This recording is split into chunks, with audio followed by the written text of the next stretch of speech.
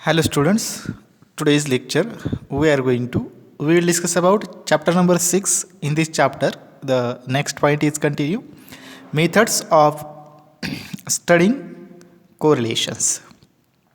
मग कोरिलेशन्स जे आहे त्याचं म्हणजे त्या कोणत्या मेथडने ते स्टडी केलं जातं किंवा कोणत्या मेथड्स आहेत किंवा कोणत्या सायंटिस्टने ते केलेलं आहे हे आपण बघणार आहोत.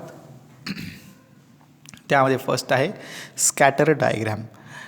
The simplest device for asserting whether two variables are related it to prepare a dot chart called scatter diagram.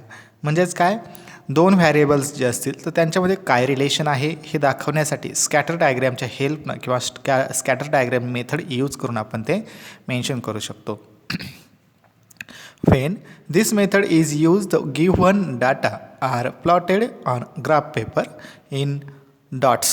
मग ग्राफ पेपरवरती काय करणार आपण, तो डाटा आपल्याला दाखवायचा आहे तर डॉट इन कंडिशन्स किंवा डॉट इन मेथड आपण तो दाखवू शकतो. Example that is for each pair of X and Y values put a dot and obtain many points. Okay, मग X axis and Y axis हे दोन ॲक्सिस असतात graph पेपरवरती. मग त्या ॲक्सिसवरती आपण काय करणार, त्या ॲक्सिसच्या हेल्पनं ॲक्सिस आधी आपण टाकून घेणार, त्यानंतर आपण ते डॉट जे आहेत ते आपण तिथं मेन्शन करणार त्या point wise. Then the more closely the points come to straight the filling from the lower left hand corner to the upper right hand corner correlation is said to be perfectly positive. मग actual ते graph काय आहेत ते आपण बघूया, म्हणजे ते positive and negative कसं आहे. Okay, then perfect positive correlation. आता परफेक्ट म्हटल्यानंतर काय झालं, वाय ॲक्सिसवरून डायरेक्ट या ॲक्सिसमध्ये काय झालं, या ठिकाणी डायरेक्टली स्ट्रेट इन कंडिशन आहे. ओके, हे डॉट डॉट जे आहेत. Then next perfect negative correlation, मग जे ते काय ते ॲक्सिस म्हणजे सेंटरपासून काय झालेलं नाही, ते इथं हे सेंटरमध्ये काय झालं जॉईन झालं, तसं हे सेंटरमध्ये काय नाही, हे मध्येच आहे, म्हणून हे काय negative perfect negative correlation. On the other hand if all the points are lying on straight line rising from the upper left hand corner to lower right hand corner of the diagram correlation is said to be perfectly negative. Okay, म्हणजे त्या पोझिशनवरून मग right hand असेल किंवा left hand असेल, मग ते लोअरला आहे की अप्परला आहे त्या पोझिशननुसार मग ते परफेक्टली निगेटिव्ह आहे की परफेक्टली पॉझिटिव्ह आहे हे त्या डायग्राममध्ये आपल्याला दाखवता येतं किंवा दाखवलं जातं. Then Karl Pearson coefficient of correlation. आधी काय होतं, स्कॅटर डायग्रामच्या हेल्पनं आपण ते कोएफिशियंट कोरिलेशन जे आहे ते आपण दाखवू शकतो, कसं त्या पॉईंटमध्ये रिलेशन आहे किंवा टू व्हॅरिएबल्समध्ये काय रिलेशन आहे. तसं कार्ल पियर्सन हे जे इक्वेशन्स आहे त्याच्या इक्वेशन थ्रू आपण रिलेशन तिथे दाखवू शकतो. The Pearson coefficient of correlation is denoted by the symbol r. Okay, मग कोरिलेशन कोएफिशियंट जे आहे ते स्मॉल आर लेटरने आपण काय करतोय, मेन्शन करतोय. It is one of the very few symbols that are use. Few symbols use केलेले आहेत universally for describing the degree of correlation between two series. Okay, दोन सिरीजमध्ये काय केलं आहे ते डिव्हायडेशन केलं आहे आणि मांडण्याचा प्रयत्न केलेला आहे.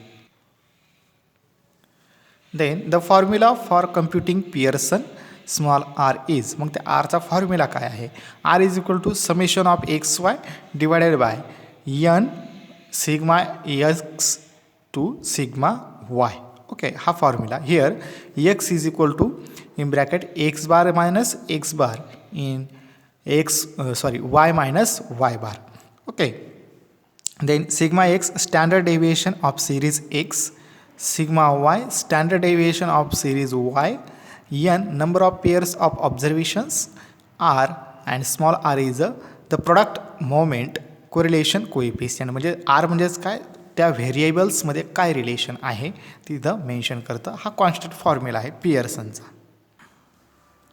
Then the value of the coefficient of correlation as obtain by the above formula, जो फॉर्म्युला आपण आत्ता बघितला तो formula shall always between -+1 and -1. Okay, मग त्याचा प्रोडक्ट जो आहे तो -1 पण येऊ शकतो आणि +1 पण येऊ शकतो. मग जर +1 आला तर काय होतं, आर इज इक्वल टू +1 जर आला तर means that +1 means that there is a perfect positive sign जर आलं तर पॉझिटिव्ह कोरिलेशन आहे.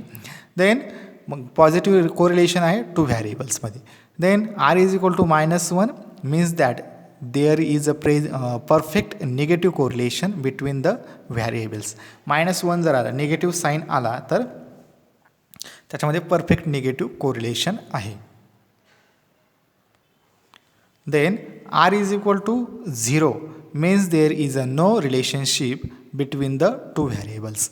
मग ज्यावेळेस आर इज इक्वल टू 0 येईल त्यावेळेस ते 2 व्हेरिएबल्स जे असतील त्या व्हेरिएबल्समध्ये काय नाही आहे, कोरिलेशन किंवा रिलेशनशिप नाही. Okay, the formula for computing Pearson's coefficient of correlation can be written as r is equal to summation of XY divided by √ summation of x² into summation of y². Okay, where y is equal to x minus x bar and y is equal to y minus y bar. Okay, मग x कसा आपण prepare करायचं काय आणि y कसा आपण mention करायचा आहे, मग तिथं ते फॉर्म्युला दिलेला आहे. त्या फॉर्म्युलामध्ये ते नंबर आपण तिथं मांडून घ्यायचे जे गिव्हन डाटामध्ये ऑलरेडी तुम्हाला दिले जातात. मग कार्ल पियर्सन ही जी मेथड आहे त्या मेथडचं एक example. The following table gives indices of industrial production of registered unemployed in 100,000. Calculate the value of the coefficient so obtained. Okay, मग ते इंडस्ट्री आहे, इंडस्ट्रीमध्ये किती अनएम्प्लॉईड आहेत. ओके, मग त्यांचं जे प्रोडक्शन आहे ते त्या फॉर्म्युलामध्ये आपण किंवा त्या टेबल वाईज आपण काय करू शकतो, दाखवू शकतो. ॲक्च्युअल मग ते नंबरिंगमध्ये कसं मांडलेलं आहे टेबल फॉर्ममध्ये इयर. ओके, मग इयर किती आहेत 1991 92 93 94 95 96 97 अँड 98. ओके, हे त्याचे इयर आहेत. ते इंडेक्स ऑफ प्रोडक्शन किती आहे 91ला 100 92ला 102 93ला 104 94ला 107 95ला 105 96 112 97 103 98 99. Okay, and number of unemployed 15 12 13 11 12 19 26. एवढा तो डाटा आहे. आता ॲक्च्युअली त्याचं सोल्युशन काय आहे ते आपण बघूया. देन मग टेबल फॉर्ममध्ये काय करायचं आहे आपण ते मांडून घ्यायचे. ओके, मग मांडल्यानंतर इथं आपण काय म्हटलं year production x minus x बार. ओके, मग त्याचा x मेन जो x आहे तो, त्यानंतर x आणि x². ओके, त्यानंतर unemployed y minus y bar capital Y and small y त्याचा स्क्वेअर yचा square and summation of XY. Okay, मग समेशन ऑफ XY ही एक्स समेशन जे आहे मग हे काय केले आपण हा x आणि हा y यांच्या दोन्हीचं काय केलं समेशन इथं घेतलेलं आहे. ओके, मग त्यामध्ये इयर वाईज मग ते किती इयरला किती प्रोडक्शन होतं हे आपण टेबलेट फॉर्ममध्ये घेतलेलं आहे. ओके, मग ते घेतल्यानंतर त्याचं समेशन मग टोटल त्याची समेशन इथं आपण खाली केलेलं आहे. त्यानंतर एक्स जो आहे एक्स किती आला आहे ते आपण फॉर्म्युला थ्रू केलेलं आहे. त्यानंतर एक्स त्याचा स्क्वेअर. ओके, एक्सचा स्क्वेअर परत त्याचे काय केले प्रत्येकाची समेशन केलेली आहे. देन वायचा पण same formula same condition main value आणि मेन व्हॅल्यूच्या नंतर वाय जो आहे वायचा काय केला स्क्वेअर केला आणि त्याचा परत समेशन आणि is equal to summation of XY. Okay, XYचं समेशन इथं केलेलं आहे. Okay, then solution calculation of Karl Pearson correlation coefficient R is equal to summation of XY divided by summation of x² into summation of y². Okay, मग कसं करायचं ते x is equal to x minus x bar into y is equal to y minus y bar. x bar is equal to summation of x divided by n is equal to 832 divided by 8 is equal to 104. Okay, ते तिथं त्या फॉर्म्युलामध्ये त्या tabular फॉर्ममध्ये आपण मांडलेलं आहे. Then y bar is equal to summation of y divided by n is equal to 120 divided by 8 is equal to 15. Summation of xy is equal to 92. Summation of x² is 120. Summation of y² is equal to 184.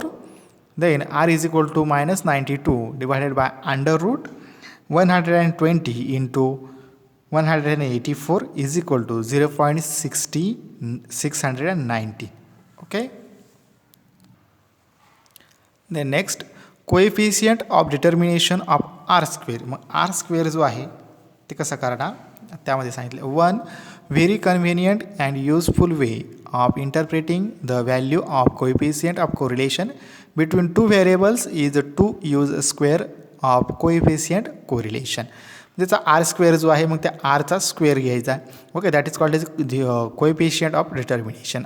That is a r square. The coefficient of determination thus equals r square. Okay. Then the maximum value or r square is unity because it is possible to explain all the variation and in capital Y, but it is not possible to explain more than all of the it. Okay, म्हणजे just आरची value जर small असेल तर आपल्याला ते count करणं किंवा determine करणं सोपं जातं. पण मोर दॅन म्हणजे त्याच्यापेक्षा जास्त असेल तर आपल्याला काय होत नाही, ते काउंट करण्यासाठी प्रॉब्लेम येतो. Then the coefficient of determination r square is define as the ratio of explain variance to the total variance. Okay, मग डिटर्मिनेशन ऑफ आर स्क्वेअर म्हणजेच काय, व्हॅरियन्स. ओके, व्हॅरियन्स म्हणजेच काय आणि explain variance and total variance यांचं काय डिवायडेशन, that is called as a coefficient of determination formula. Coefficient of determination is equal to explained variation divided by total variance. Okay, the ratio of explained variance to total variance is frequently called coefficient of non-determination. The coefficient of non-determination is denoted by k square and its square root called coefficient of alienation. Okay, जर single असेल तर त्याला के square आणि under रूटमध्ये जर घेतलं तर coefficient of alienation असं म्हणतात.